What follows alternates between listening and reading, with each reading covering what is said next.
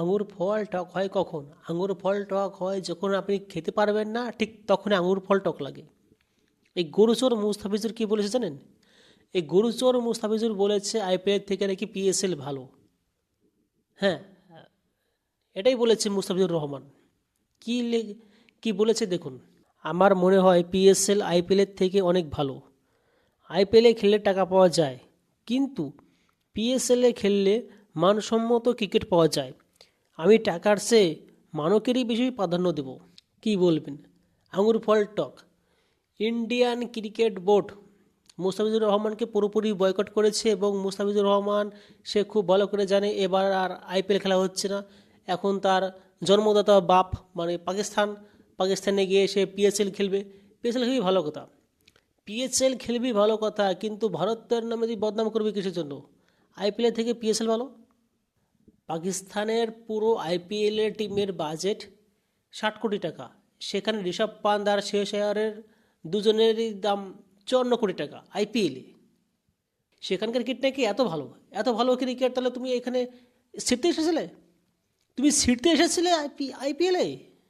মুস্তাফিজুর রহমান, হ্যাঁ গুরুচর। তোর বাপ ভালো, তোর ভাই ভালো, যা। তোর জন্মদাতা বাপ আছে পাকিস্তান, ওই পিএসএল খেলে যা, সর। এসব শিয়াল কুকুরদের নাম নথিভুক্ত করাই ভুল হয়েছে আইপিএলে। ভারতীয় ক্রিকেট বোর্ডকে নজর দিতে হবে এই গরু ছাগলের টিম যেন আর দ্বিতীয়বার না আসে। এরকম শিয়াল কুকুর যেন আর না আসে আইপিএলে। প্রথমত পাকিস্তান বয়কট হয়েছে, এখন বাকি ছিল বাংলাদেশ, সেটাও এবার যা দেওয়া হয়েছে, পরের বার মনে হয় এই ডোজের পরে আর অন্য ডোজ আর দরকার নেই বা আর আসবে না। খুব পাকিস্তান এবং বাংলাদেশ দুটোই শুধু লাফিয়ে বেড়ায়, পাকিস্তান এবং বাংলাদেশ দুটোই তো শুধু লাফিয়ে বেড়ায়। এদের ক্রিকেটার হোক আর যাই হোক, জন্ম তো সেই একটাই। এদেরকে পুরোপুরি বয়কট করা উচিত এবং করেছে, খুব ভালো হয়েছে। আশা করি নেক্সট আইপিএল থেকে বাংলাদেশ এবং পাকিস্তানি কারোই কোনো জায়গা হবে না।